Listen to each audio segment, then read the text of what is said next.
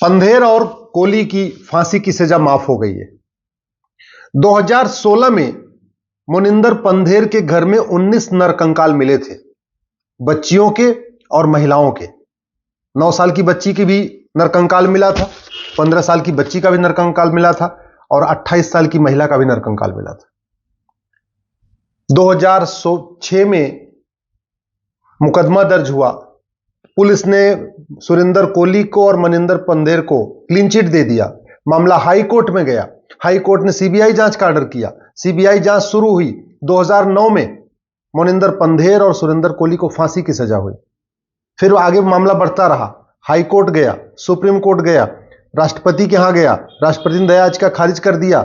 उसके बाद फिर मामला दूसरे मामले में वापस गया हाई कोर्ट, और अब हाई कोर्ट ने 17 साल की लंबी सुनवाई के बाद कह दिया कि मोनिंदर पंधेर और सुरेंद्र कोली बेकसूर है।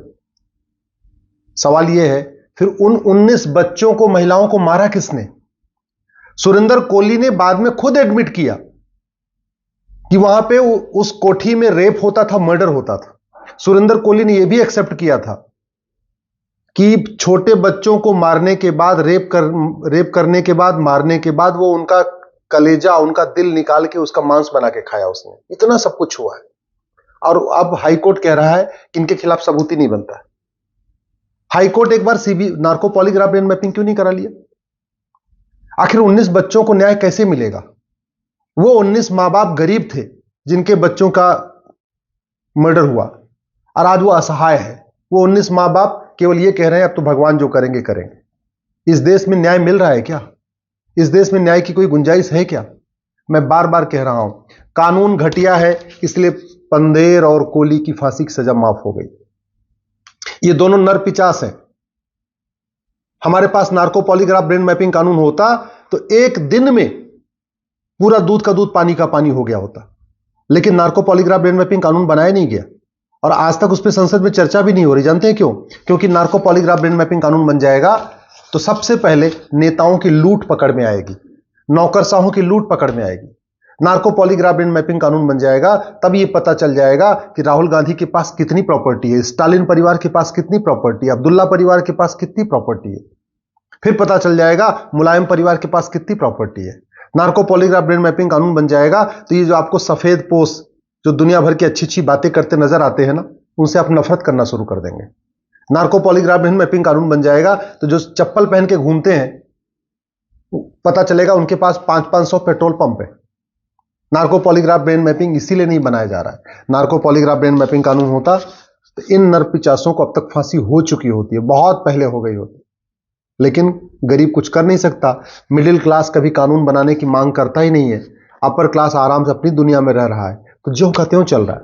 अगर वास्तव में इस भारत में लोगों को न्याय देना है और जो फंडामेंटल राइट है, राइट टू जस्टिस लोगों का फंडामेंटल राइट है, स्पीडी जस्टिस फंडामेंटल राइट है, justice with in year fundamental right है, 1 साल के अंदर न्याय मिलना चाहिए, संविधान कहता है, फंडामेंटल राइट है।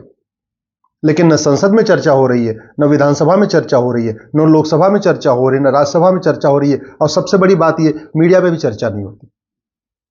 5 करोड़ केसेस पेंडिंग है district court, high court, supreme court में। 5 करोड़ केसेस पेंडिंग है तहसीलदार के यहाँ, एसडीएम के यहाँ, एडीएम के यहाँ, चकबंदी अधिकारी के यहाँ, एसओसी के यहाँ, डीडीसी के यहाँ और चकबंदी कमिश्नर के यहाँ।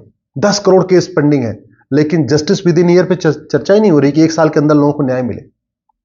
अगर आप चाहते हैं कि इस तरीके से फिर किसी गरीब के बच्चे का अपहरण ना हो, आप चाहते हैं किसी की बेटी का फिर से किडनैपिंग ना हो, मर्डर ना हो, तो प्लीज इस 1860 के घटिया पुलिस एक्ट को तत्काल बदलने की मांग करिए। और ये जो जजों की मनमानी चल रही है, सब अपनी अपनी व्याख्या कर रहे हैं, अपने हिसाब से व्याख्या कर रहे हैं। वो इसलिए कर रहे हैं क्योंकि हमारे पास मर्डर की केवल 1 धारा है। अमेरिका के फेडरल पिनल कोड में मर्डर की 10 धारा है। जेनोसाइड की अलग धारा है, किलिंग की अलग धारा है, मर्डर की अलग धारा है, बुचरिंग की अलग धारा है, रेप एंड मर्डर की अलग धारा है, सबकी अलग, हेट क्राइम की अलग धारा है। ऐसा कानून हम क्यों नहीं बना लेते? अमेरिका का आईफोन खरीद सकते हैं, अमेरिका का ये फेडरल पिनल कोड हम नहीं अपने यहां लागू कर सकते क्या? इस कानून में सबसे अच्छी बात यह है कि यहां 50 कानून नहीं है, 1 कानून है, एक ये फेडरल पिनल कोड। घूसखोरी इसी में है, जमाखोरी भी इसी में है, मिलावटखोरी भी इसी में है, कालाबाजारी भी इसी में है, नशा तस्करी भी इसी में है, मानव तस्करी भी इसी में है, सोना तस्करी भी है, मर्डर भी इसी में है, रेप भी इसी में है, बैंक फ्रॉड भी इसी में है, साइबर फ्रॉड भी है, एक एक चैप्टर एक एक अपराध की है। 123 इसमें चैप्टर हैं, 123 अपराध इसमें क्लियरली डिफाइन है। एक एक अपराध में कैसे कैसे हो रहा है, एकदम क्रिस्टल क्लियर लैंग्वेज है। जज चाह के भी कभी अपने मन से सजा को बदल नहीं सकते। इसीलिए अमेरिका में कभी ऐसा नहीं होता कि डिस्ट्रिक्ट कोर्ट फांसी दे दे, हाई कोर्ट उसको आजीवन कारावास दे और सुप्रीम कोर्ट उसको बाइज्जत बरी कर दे। ऐसा कभी नहीं होता। ये यहां पे भारत में ही होता है। डिस्ट्रिक्ट कोर्ट फांसी देती है, हाई कोर्ट आजीवन कारावास कर देती है और सुप्रीम कोर्ट उसको बाइज्जत बरी कर देती है। ये केवल यहां हो रहा है। क्यों? क्योंकि कानून महाघटिया है। मैं बार बार कह रहा हूं, कानून महाघटिया है। कानून क्रिस्टल क्लियर डिफाइन नहीं है, कानून की डिफिनीशन एकदम क्लियर नहीं है। और सबसे बड़ी बात ये, हमारे यहां पुलिस सिस्टम सड़ चुका है, न्यायिक व्यवस्था सड़ चुकी है। अगर इस देश में लोगों को न्याय